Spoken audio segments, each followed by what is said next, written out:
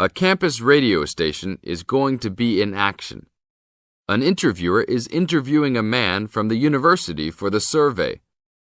Listen to the conversation between them and circle the best answer from A, B, or C for questions 1 to 4. You now have some time to read questions 1 to 4.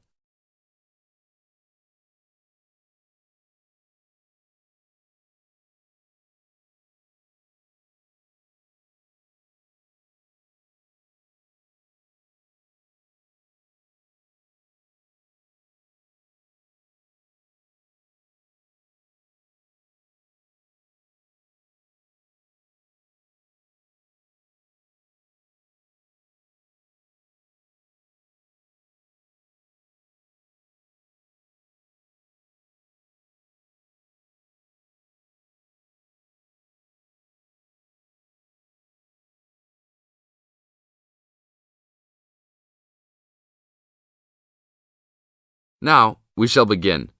You should answer the questions as you listen, because you will never hear the recording for the second time.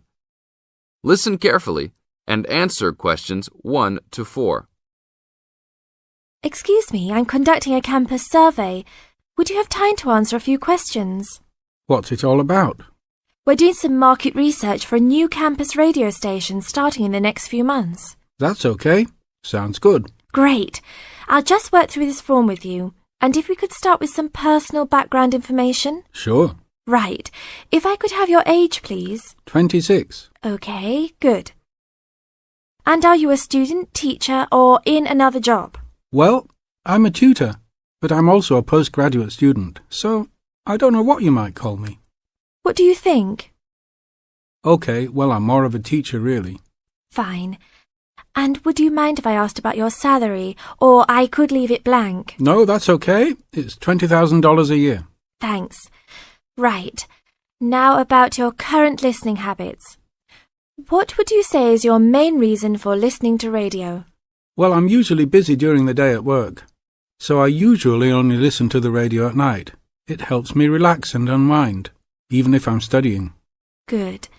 And how many hours a day on average do you listen to the radio? Well, not a lot really. I'd say just over an hour all told. Now you have some time to read questions 5 to 10.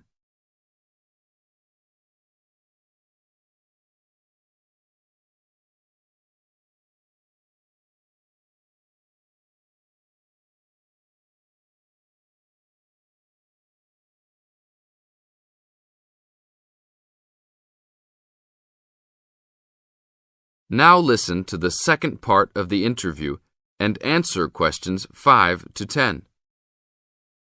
So, what are the 2 main times of the day that you listen to the radio? Well, for a little while around breakfast time, and then it tends to be later, after dinner, when I've finished any serious work I need to do. And what sort of radio programs do you like? I like the news, but I also like classical music. It helps me to relax. Fine. And turning to the new campus station, which type of programs would you prefer? I think the existing radio stations cater for my need for news. So I'd like to see programs about local information, providing a service to the campus community. And in the same vein, perhaps more for academic viewers, some lectures or relevant programs. I see.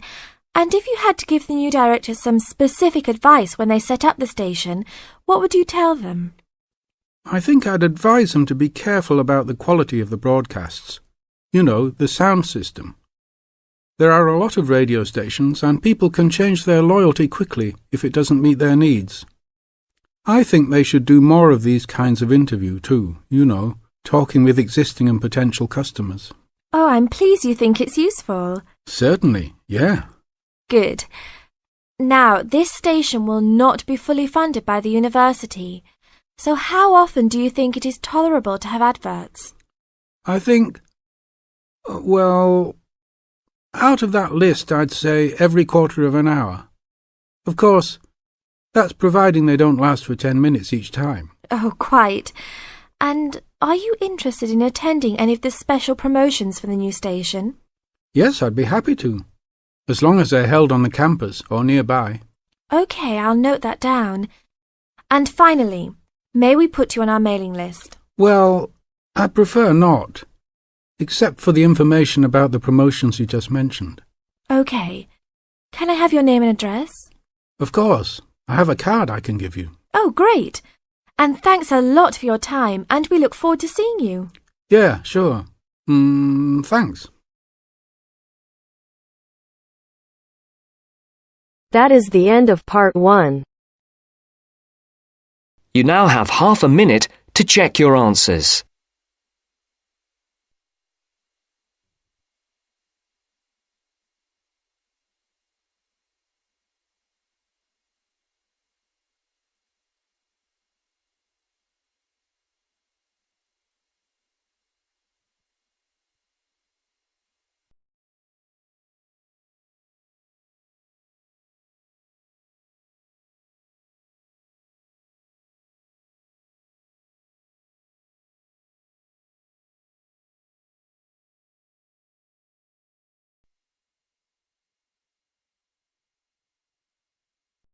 Now turns to part 2. Part 2. You will hear a speech given by the head of a company to some new employees. You have 30 seconds to look at questions 11 to 16.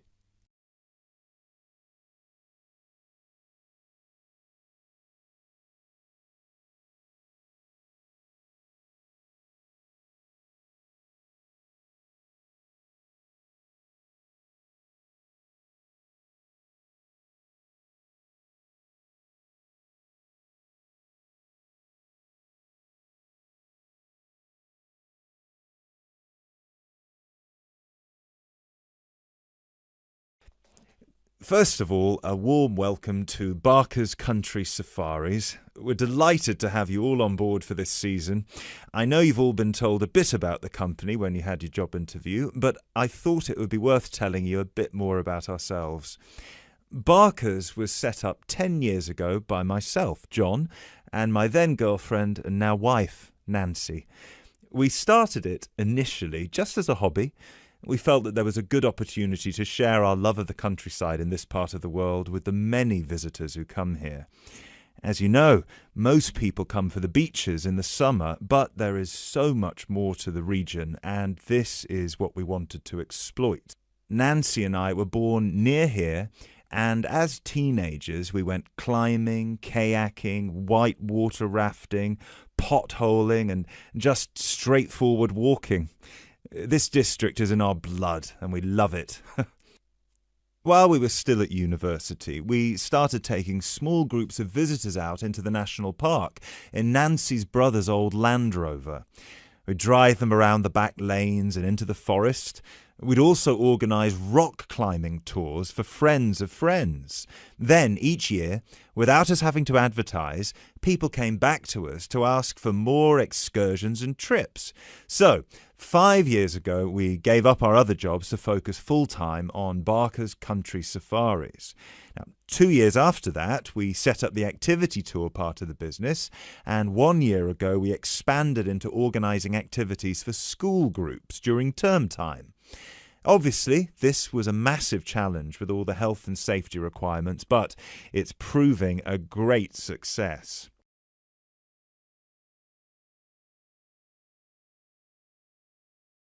You now have 30 seconds to look at questions 17 to 20.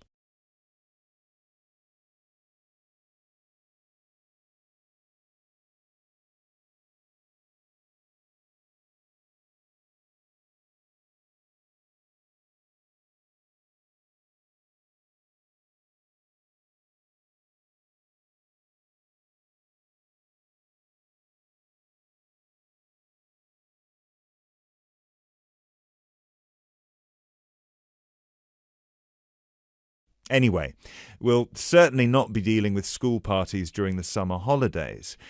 Our clients for the next 3 months are mostly family parties or groups of friends, and I'd like to talk a bit now about the tours we offer and what your responsibilities will be. Our most popular excursion is the Woodland Tour and Trail. Now, Often this is sold out and we have all of our 10 Jeeps in convoy with 8 people in each Jeep. It's a lot of fun. These tours really offer a taster of what we can provide. So as both driver and guide, it is important that you do a good job here so they come back for the bigger tours. I will talk about the commission package later. As the summer days are so long, we have 3 tours each day, but you will not be expected to work on more than 2 of them. Morning tours start at 8 a.m. and go to midday. Afternoon tours are from 2 p.m. to 6 p.m. and then evening ones 7 p.m. to 11 p.m. All the tours follow the same route and you should have made yourselves familiar with all the key information. This was provided to you in the information pack you were sent when you accepted the job offer. This is important, so if you haven't had time yet, please do so now. Our second most popular tour is the Family Exclusive. Now, this tour is for the whole day and for only one group. Usually it is just one Jeep, but sometimes there are 2 if the party is large. These tours go from 10 a.m. till 5 p.m. and include lunch at the Brown Bear in Lower Middleton. We have a number of different routes for these tours as we don't want our premium clients being made to feel that they are part of a large package deal. You will be told which route to take with your weekly schedule. Now, I'd like to move on to these specialty tour packages. These are the ones that we are keen to book people on once they've done the woodland tour and trail trip.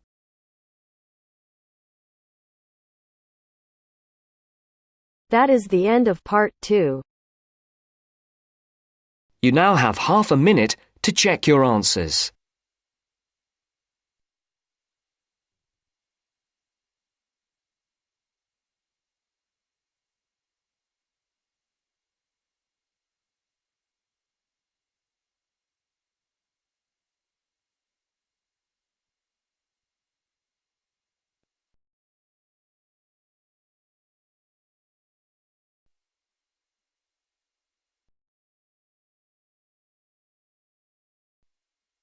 Now turns to part 3. Part 3. I have with me today Matthew East, a registered osteopath and a supporter of alternative techniques in healthcare. Matthew, can you tell us more about osteopathy? First, you have some time to look at questions 21 to 26.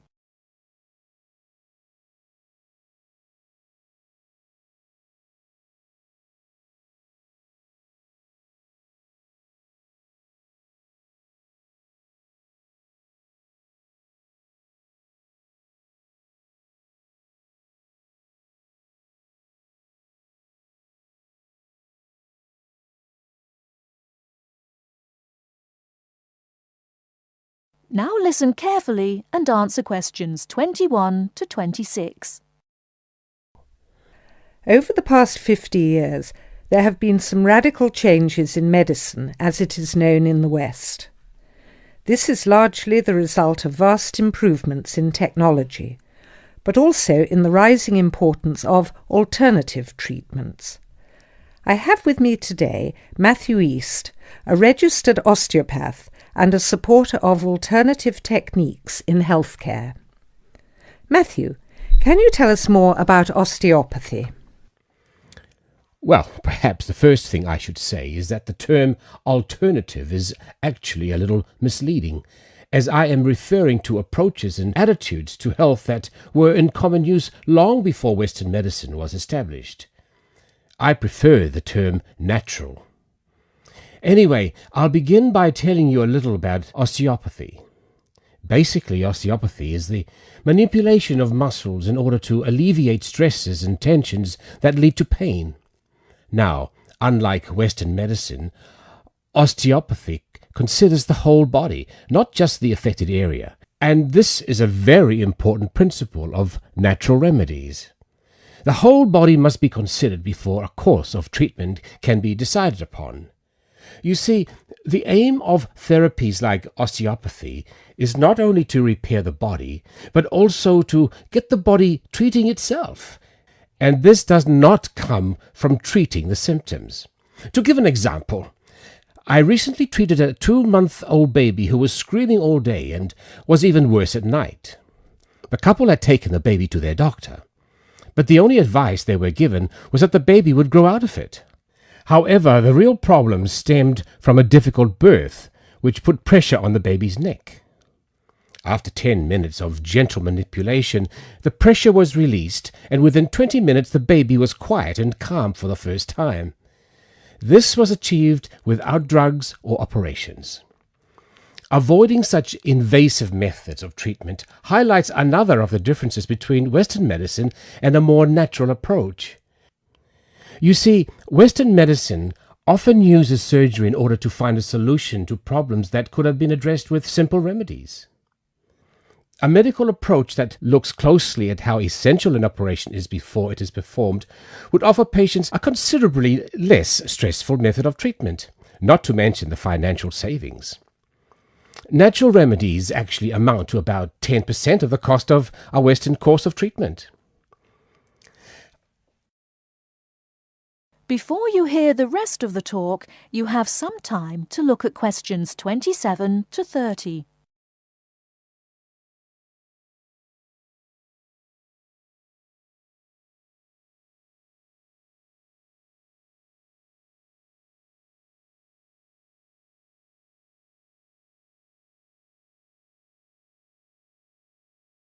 Now listen and answer questions 27 to 30. I'd like to mention the subject of surgery again a little later, but I would like to say at this point that there are those that claim that the benefits of osteopathy and herbal therapies are largely psychological, that they have not undergone the clinical trials that pharmaceuticals have. To answer that, you only need to look at the example I gave earlier of the baby that stopped crying less than an hour after treatment, but was obviously far too young to react because of purely psychological factors. Another example can be seen in the successful use of acupuncture in the treatment of animals. In response to criticism regarding clinical trials, it is worth noting that the power of pharmaceutical companies is such that, although some drugs fail the standards required of them, they are sometimes still prescribed by doctors. Moving on to another point, it should be stressed that natural remedies, in addition to having no side effects, can also be applied to any patient. Now, I'm not suggesting that the same treatments are used indiscriminately. Although natural remedies can be used with any age group, the treatment selected is very specific to the person. By this I mean that not only the general health of the patient needs to be considered, but also their habits, diet, and lifestyle in order to build a complete picture. However, I am not suggesting that we should reject Western medicine entirely. In fact, there have been occasions when I have referred patients to their doctor, as I felt that in those cases it was the most suitable course of action. There are many situations in which it is by far the best option. Take emergency surgery, for example. Obviously, more natural remedies do not provide the speed required in such cases. The best solution would therefore be an open-minded combination of the two forms. Well, thank you very much, Matthew. That was a very interesting insight into natural treatments. Next week we'll be inviting Dr. Moore. That's Moore, onto the programme to argue his case as a doctor. Until next week, then, goodbye. That is the end of part 3. You now have half a minute to check your answers.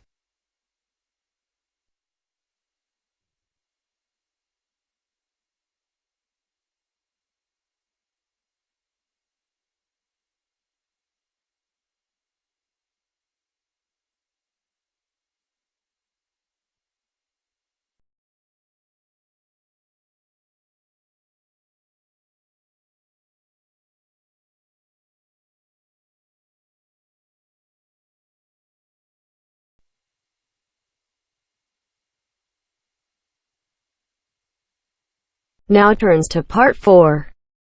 Part 4. You will hear a biology lecture about tuberlaria. First, you have some time to look at questions 31 to 40.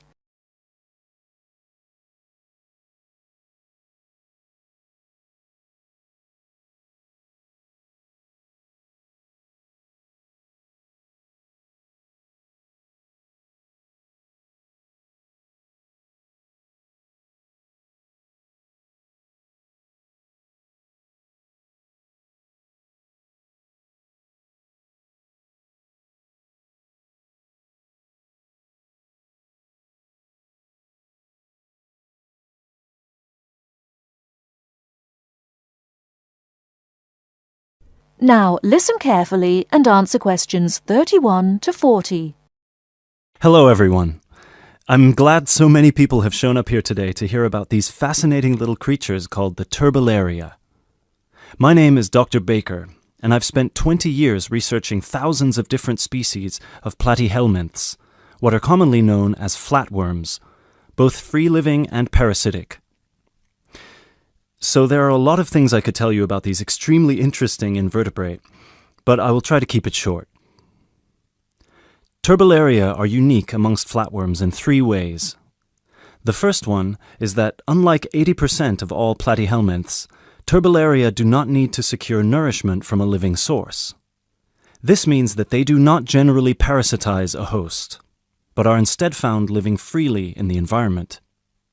So, no need to worry about any of these little samples I've got here escaping and causing havoc. The second way in which they're different is that they are, well, they're incredibly simple.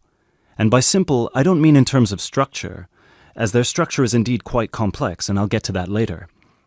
By simple, I mean that they're not the brightest bulbs in the box. Flatworms in general are not known for their cognitive abilities, especially when compared with other invertebrates such as cuttlefish or octopuses or even insects. But amongst flatworms, turbolaria are by far the most primitive of the bunch. Finally, and this is a direct result of the first thing I mentioned, turbolaria tend to have a much more complicated sensory system in their head region. This includes a set of eyes with receptors that can detect light, as well as chemical sensory organs that assist turbolaria in locating food. Obviously, as other flatworms receive nutrition directly from their host, they have no need for this. Despite these 3 differences, however, turbolaria are quite similar to other flatworms in all sorts of other ways. First of all, as their name suggests, they're incredibly flat, which allows them to hide under stones. They're symmetrical on both sides, and they don't have a body cavity. They also don't have any specialized respiratory, skeletal, and circulatory systems. What they do have, however, and this is what I meant when I referenced their structure before, is 3 layers known as the endoderm, the mesoderm, and the ectoderm, as well as a head region where their brain and sense organs are located, and a spongy connective tissue that fills all the space between their organs. Finally, like most species of flatworms, they're hermaphrodites. This means that a single flatworm has a set of each gender. But don't take this to mean they reproduce alone. Their preferred method of reproduction is called cross-fertilization, which means that each flatworm fertilizes the other. I mentioned before that most flatworms need a host, but turbolaria feed from the environment. So what do they feed on? Most turbolaria can be found either in fresh or salt water, and they feed on small insects, microscopic matter, and crustaceans. They will pretty much eat anything they find. They have no preference on whether their food is living or dead. Also, and this is the most remarkable part about their eating habits, if they ever find themselves in a situation where food is scarce, they might also feed on themselves. That's right, they'll start eating their own body, starting with the least essential muscles and organs and working their way up. They will shrink in size until they're able to find food again, at which point they'll begin to regenerate everything they've lost. One final thing about food, and apologies in advance if I disgust you, turbolaria don't possess an anus, which means that their mouth, which is a muscular opening on the underside of their body, has to serve as one. Before I finish this presentation, one more thing you've probably heard before but weren't sure if it was a myth or not. I mentioned already that Turbellaria can reproduce on their own, but there's a second method they can use, which is known as fission. Now, as a child, you were probably told that if you cut a worm in half, it will grow into 2 new worms. That's not entirely true, but flatworms are not worms exactly, and they do have the ability to regenerate by splitting into 2, perhaps even more smaller parts, at which point each part regrows the missing organs and becomes a brand new Turbellarian. Now this is extremely important for us, and this is how I'd like to close this presentation. Because their ability to regenerate endlessly makes them virtually immortal, and it might open pathways to regeneration in human cells or slowing the human aging process, which is why scientists like myself have been studying these unique creatures, hoping to get some answers. Thank you for listening, and please come along to see me and my samples if you have any further questions.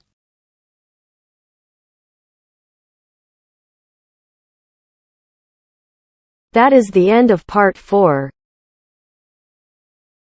You now have half a minute to check your answers.